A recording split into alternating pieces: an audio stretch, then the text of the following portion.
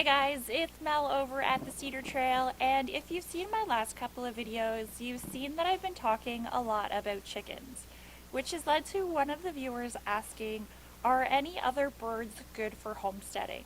Absolutely. There are so many birds out there that are really good for homesteading, but I have found that the best transition when wanting to add to your poultry flock is to start with ducks.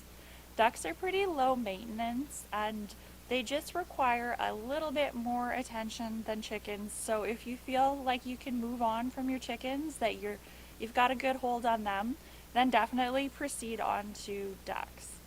For myself, I learned with a little bit of trial and error which duck I thought was best for my homestead to personally go with, and I have narrowed it down to the Welsh Harlequin duck. The Welsh Harlequin is a dual purpose duck, so you will get about 240 to 300 eggs a year out of them. And they are a decent sized duck as well, so you do have that nice, tasty dark meat from the ducks. For myself, I did try a couple of ducks that were just strictly egg layers, and then I also tried some that were just primarily bred for meat, and found that it takes up too much space and you're kind of focusing on too many things when you can narrow it down to a multi-purpose breed. So for homesteading, you kind of want to get the biggest bang for your buck out of all of your animals. The Welsh Harlequin was actually a genetic mutation that came from the khaki Campbell, so they were kind of an accident. There were a couple of ducklings born with this beautiful pattern on them, which wasn't something that was ever seen in the khaki Campbell. So they continued to breed these birds together and basically developed the Welsh Harlequin. The Welsh Harlequin is also actually a really great bird for adapting, which I think is really important for the homestead. So they do really well whether they're in confinement, and they also do really well when they are foraging. And I've found that they greatly reduce your feed cost when they are free ranging. They will basically eat whatever they can get into, so slugs and greenery, grass, and things like that. The only thing I do caution is they are too heavy to get away from predators. We unfortunately learned that the hard way here and had to start over again with our flock.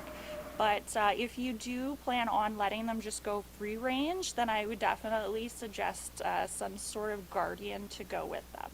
So unfortunately, after losing our first flock, we went to go and replace them only to learn that the Welsh Harlequin isn't an easily found bird. It's becoming steadily difficult to just go and find them. They're actually on the Livestock Conservancy list, which means that we are at risk of losing these birds altogether.